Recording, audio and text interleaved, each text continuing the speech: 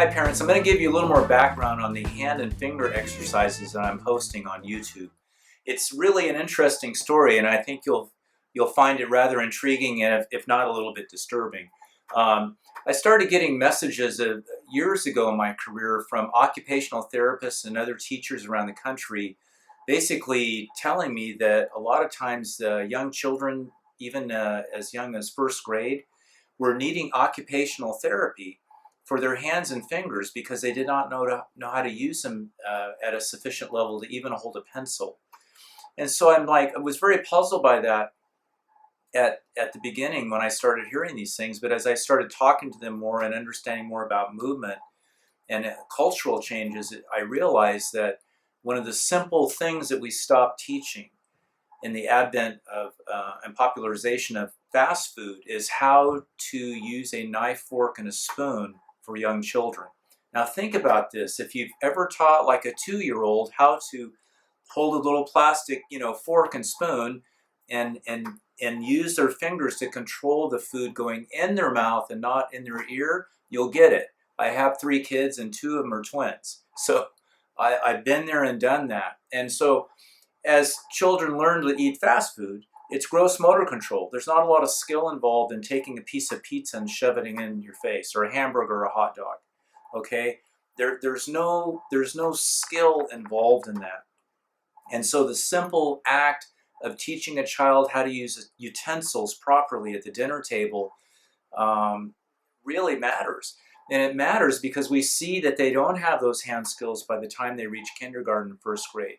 The simple act of holding a pencil, it sounds like so simple that we wouldn't even need to really teach that much. But if you're old enough to remember them teaching penmanship in school, there was a certain ergonomical way to hold a pencil. And so the idea when you're holding a pencil or a pen is to use the tips of your fingers. And that's really important because there's more nerve endings in terms of sensitivity on the tips of your fingers. And so if I'm holding my pen or a pencil with the tips of my fingers, I have more control. And today, so many of the young people I see, they're holding their pens and pencils in this contorted claw-like fashion, and it becomes more of a gross motor act than just a fine motor act.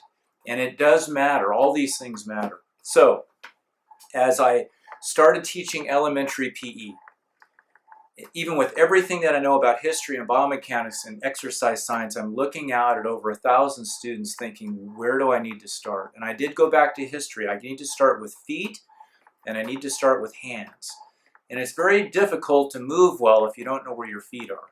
But since we're talking about hands, the hands are critical, according to history and also neuroscience, if you look into that currently, to develop the cognitive brain.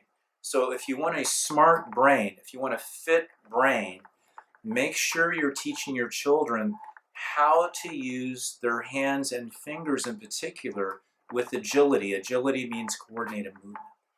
So I started doing these little finger exercises playfully with my kindergartners, and a profound thing happened that even surprised me.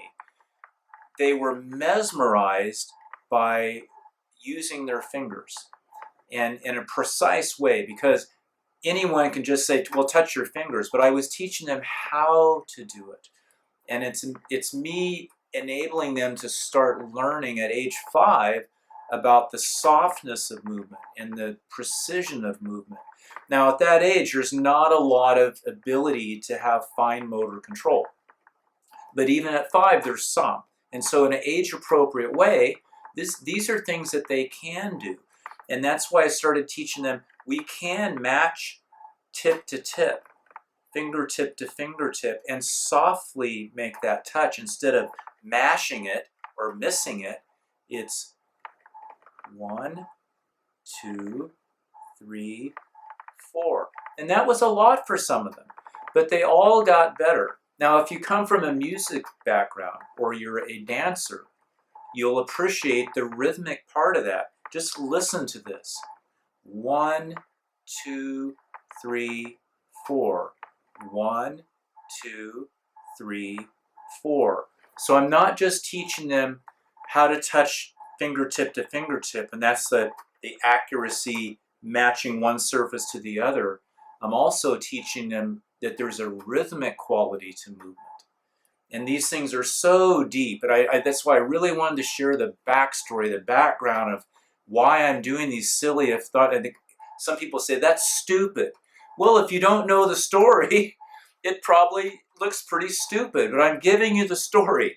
It's super important because we want children to grow up knowing how to use their bodies, and our hands are so critically important to the things that we're going to do.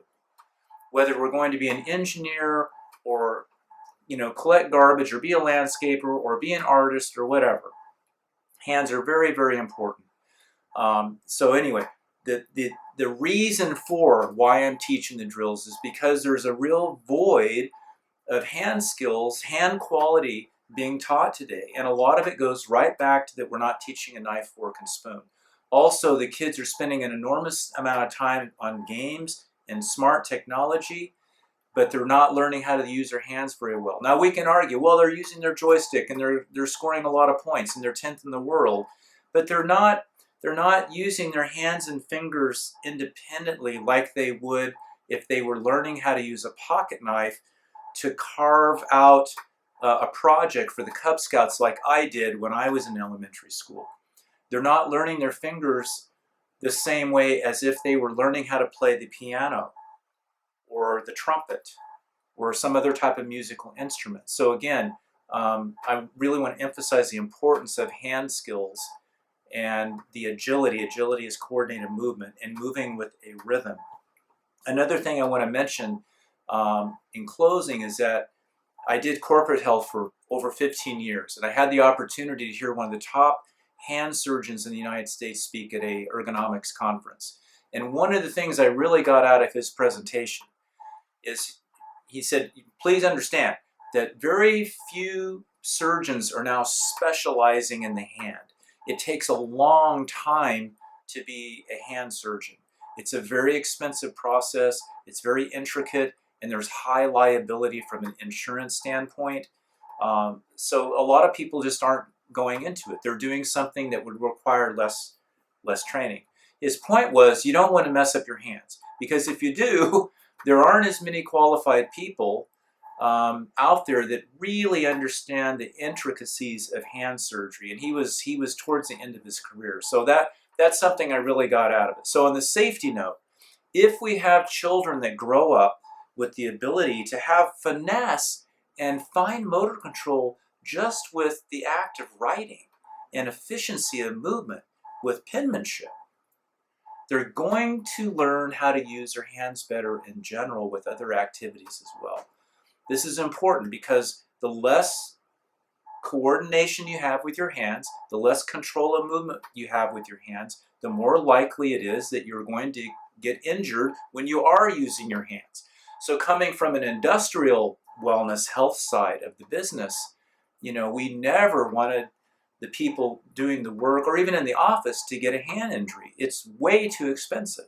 It's a big liability when you have a hand injury. So to summarize, the kids are not growing up today learning the manual arts and how to use their hands and fingers with good coordination and good agility. Some of it relates to the fast food.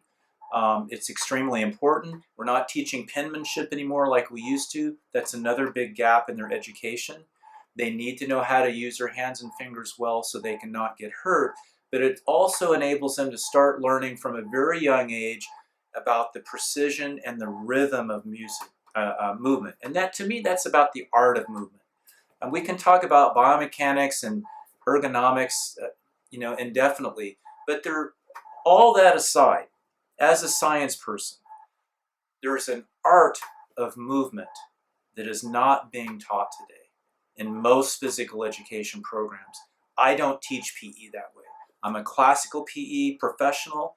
I understand that it's an art and a science, and it can start with something as simple as 1, 2, 3, 4. We go from there. I go into both hands at the same time, which for some children is a lot. Then we hide them behind the back and no peeking, and they think that's funny. but some of them struggle. And then we do a playful competition just with their own fingers, right? Where we start really slow and I work up the speed a little bit because it gives them a little bit of a challenge that they have to strive for, so it's not too easy. So those are my tips. I had a lot of occupational therapists and teachers confide in me over the years, and they helped me understand, Ron, you need to be helping us with hands and fingers. So on that note, I hope that you take that to heart or take it to your hands and improve your own hand and finger agility and coordinated movement, and also emphasize that with your children because it's super important.